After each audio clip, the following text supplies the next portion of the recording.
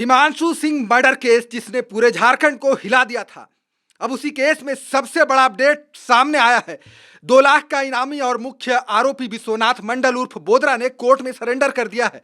लेकिन कहानी सिर्फ सरेंडर तक की नहीं है। इस केस में अब एक ऐसा दावा सामने आया है जिसने पूरी जांच का एंगल बदल दिया है।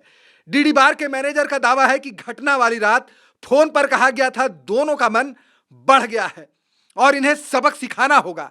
अगर यह दावा सबूतों से सही साबित हुआ तो सवाल सिर्फ यह नहीं रहेगा कि हिमांशु सिंह की हत्या किसने की, बल्कि यह भी होगा कि क्या इस हमले के पीछे पहले से कोई प्लानिंग थी। और यहीं से शुरू होती है आज की सबसे बड़ी कहानी। 27 जून की रात जमशेदपुर के बिष्टुपुर स्थित डीडी बार एंड कैफे यहीं किसी बात को लेकर विवाद हुआ। कुछ ही देर बाद विवाद बार के बाहर पहुंचा और फिर चाकू से हमला हुआ। इस हमले में हिमांशु सिंह गंभीर रूप से घायल हो गए और अस्पताल में इलाज के दौरान उनकी मौत हो गई, जबकि उनके साथ मौजूद प्रत्युष सिंह घायल हो गए। इस घटना ने पूरे जमशेदपुर में सनसनी फैला दी।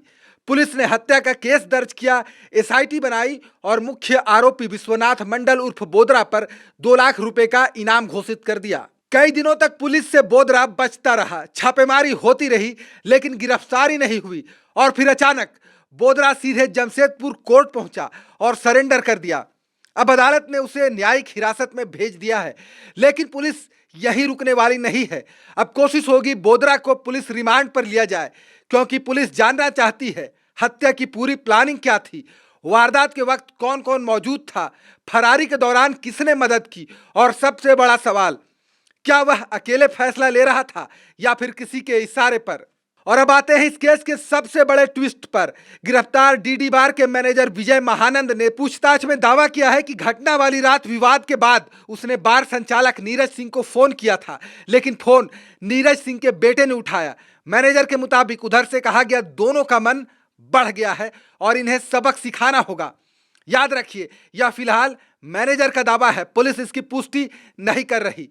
Call detail record, mobile phone, electronic साक्ष्य और सीसीटीवी फुटेज सबका मिलान किया जा रहा है। अगर जांच में यह दावा सही साबित होता है तो केस का पूरा स्वरूप बदल सकता है। फिर सवाल सिर्फ हत्या का नहीं रहेगा, बल्कि कथित साजिश का भी होगा।